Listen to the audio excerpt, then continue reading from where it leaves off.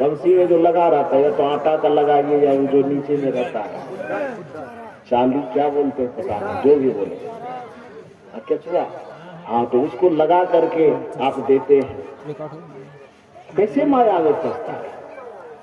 अभी अभी तो खेल रही थी बच्चों के साथ, अभी अभी तो पानी में तैर रही थी, नृत्य कर रही थी, झूम रही थी, मचल रही थी, अपनी भाषा में हो सकता है वो कुछ अपने बच्चों के साथ बात भी कर रही होगी, हम नहीं समझते, मछली मछली की भाषा समझती होगी। तो अपने भाषा अपने भाव में नाच कूद उछल कूद झूमना मस्ती में खेलना हो रहा था, और उसके सामने एक छोटी सी बंसी जाती है, उसमें लगे हुए जो केचुए हैं उसके सामने जरा सा नीचे किया जाता है। अपने बच्चों के बीच में जो मस्ती में नाच रही होती है मछली, वो देख करके ललचा जाती है और उसे लगता है कि बड़ा प्रिय होगा, ये चीज बड़ा प्रिय होगा, आकर्षित किया। और जैसे ही वो आकर्षित किया अपने तरफ, फिर उसके बाद की क्या प्रक्रिया है उस मछली की, कहां से कहां तक पहुंच जाता है, ये किसी को समझाने की जरूरत नहीं है, वो सब समझता है। इसी को माया कहा जाता है। माया का अंधकार निराला, बाहर उजला भीतर काला। माया का अंधकार बड़ा निराला है।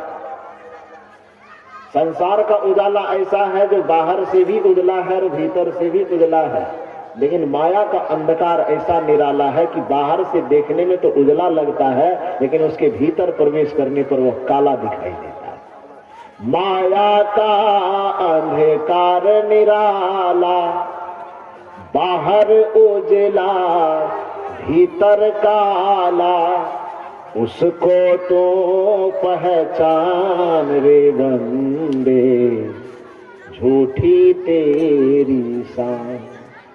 उस माया को पहचानो। मैंने कहा कि माया कोई व्यक्ति नहीं होता। कबीर साहब ने स्त्री को माया कहा। कुछ लोग कहते हैं कि स्त्री की निंदा कबीर साहब ने की, स्त्री को माया कहा।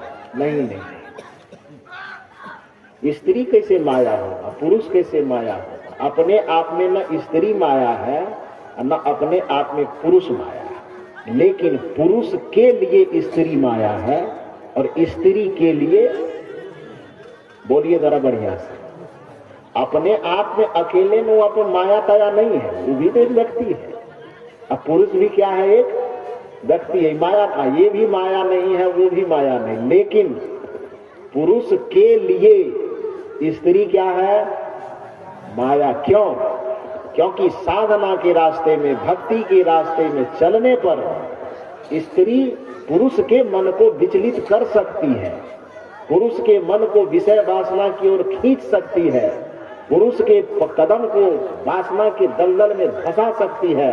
इसलिए तुलनात्मक दृष्टिकोण से पुरुष के लिए स्त्री क्या है, माया है। और ठीक वही बात उसके ऊपर भी लागू हो, तो केवल वही माया नहीं है। यदि वो भक्ति के रास्ते में, धर्म के रास्ते में, ज्ञान के रास्ते में, साधना के रास्ते में, चरित्र के रास्ते में आगे बढ़ रही है, और वो स्त्री के सामने कोई पुरुष आ जाए और उस पुरुष को देख करके यदि स्त्री का मन विचलित होने लगे, उस पुरुष को देख करके व्यक्ति स्त्री का चित्त भगवाने लगे, तो उस स्त्री के लिए पुरुष क्या हो जाएगा, माया हो जाएगा। क्यों? क्योंकि पुरुष के अवलंबन को पाकर के स्त्री का चित्त क्या हो सकता है, भटक सकता है। तो जिन अवलंबों के कारण हमारा चित्त, हमारा मन, हमारा चिंतन, हमारी बुद्धि सत्य के रास्ते से भटक करके इधर उधर डमाडोल हो जाए, वो सभी के सभी कारण क्या है, माया है।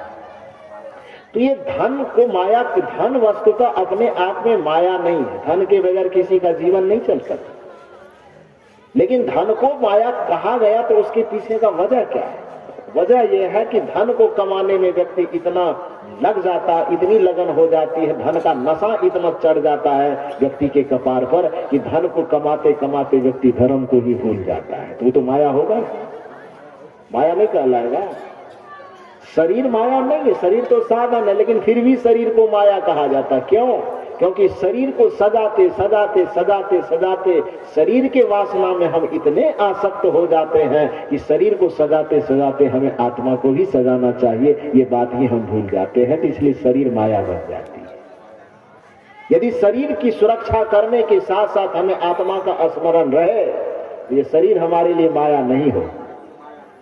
धन कमाते कमाते धर्म भी हमें याद रहे, ये धन हमारे लिए माया नहीं होगी। अन्यथा क्या किसी बुद्ध के पास शरीर नहीं होता है?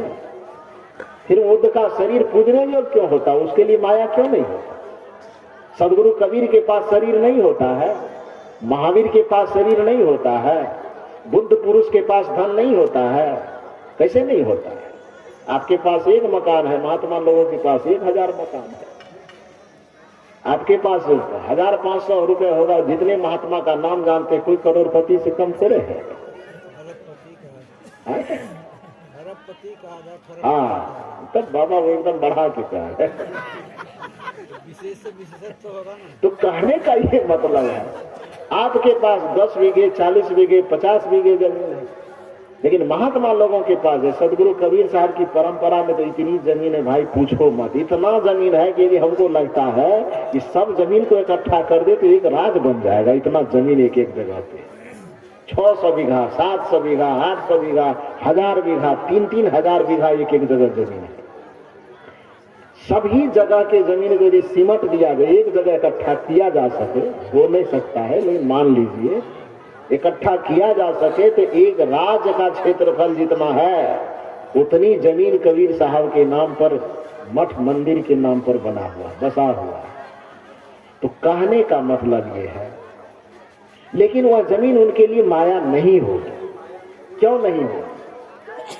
धन ज्यादा होने से ही कोई माया में फंसा ऐसी बात नहीं है, शरीर सुंदर होने से कोई माया में फंसा ऐसी बात नहीं है। बल्कि ध्यान दीजिए, मेरे कहने का मतलब समझ रहे हैं आप कि शरीर के आसक्ति में हम इतने चिपक जाएं कि